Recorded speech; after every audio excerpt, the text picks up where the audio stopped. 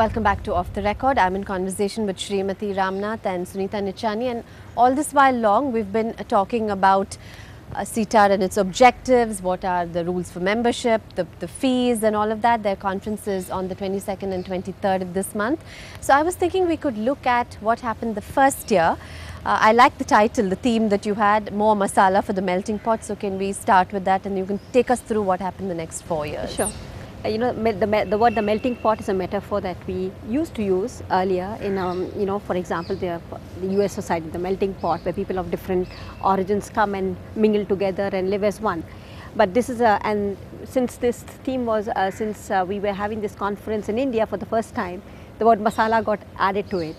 Now the next conference, we thought that the metaphor of the melting pot was no longer pertinent, because in a melting pot, people of different origins just melt together and don't retain their identity and flavor. So the next one was called From the Melting Pot to the Salad Bowl, where we are more respectful of individual identities, although we work together. And then moved on to Pune, where we had our third conference, and here the title was Intercultural Solutions Connecting Worlds, because one of the needs of the hour is really that we have different worlds, the corporate world, the governance world, the education world, which do not find a common platform to talk about issues that they are all facing. Today more than ever, for example, in the education world, you have students going across and studying in different countries, people from other countries coming here to study. Same thing for governance. There are huge numbers of people living in places that are very different from where they are born in, looking for migration, looking for repatriation, and then the same thing with the corporate world, which is sending out people as never before across borders. So here was a platform for them to come together. And today, this year, the theme is Intercultural Solutions for Greater Sustainability, for a Sustainable World. And here I will let Sreemathi talk about this. So I correct myself, this is actually the 4th year then. That's right. Yeah, we thought that the time has come for us to focus on sustainability. Now that's the buzzword, because people have realized how critical it is in an increasingly interconnected and interdependent, I would say, world, that unless you first of all share knowledge and also understand the local, regional practices, sharing of best practices, if we do not do that, and if we do not, for instance, in the case of education, do not focus on creative thinking and creative arts with an integrated approach to learning right from the beginning, sustainability is at stake. So we thought that why not we take that as the central theme of this year's conference, and that's our focus. I was looking at some of the topics that professionals are going to be talking about. So I was wondering, just to give our audience a flavor, and in case they want to register or be a part of this, I was wondering if you can give me your take on some of these topics, not what the speakers are going to say, but you've been in the field for so long. So I've just picked about 4 or 5. And the first one is rituals and sustainability. So who would like to start? Akash Chandar, who's doing this piece on rituals and sustainability, is going to be looking at, for example, the traditional rituals that we follow, and how pertinent are they in the world of today. Like, give you a very small example, because we are here in the Pongal time. Bogi fires, for example. How would are they still pertinent today, or what should be changing? How do you revisit certain traditions, and how do you modernize your traditions as well?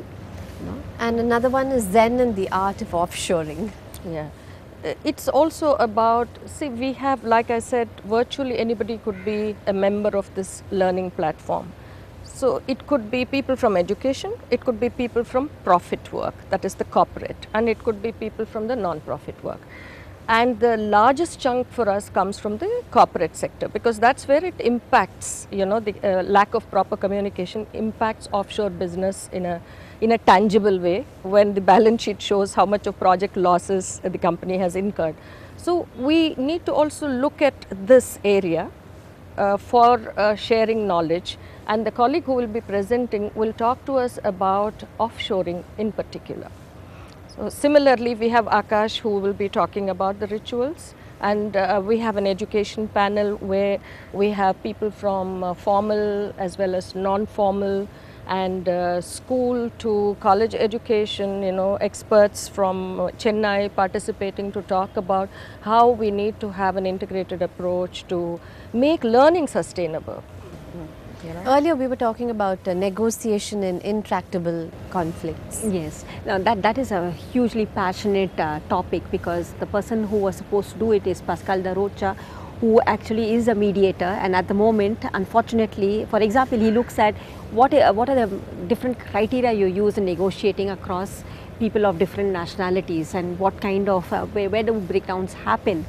And this gentleman has been called urgently to the Ivory Coast, where there's a crisis situation, to negotiate this conflict, which is really rather has huge implications for the people living there.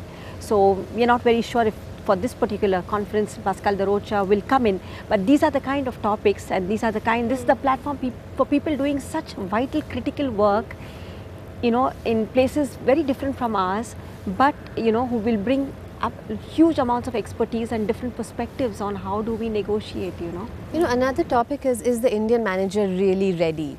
And after years of experience, what do you think, Sreemathi, is the Indian manager? Well, it is today the rate of change is so, what do you call it, it's changing so rapidly. So nobody is really ready. We can only take a snapshot. If the situation in which you are going to be as a global manager is changing, then you have to be continuously investing in your learning.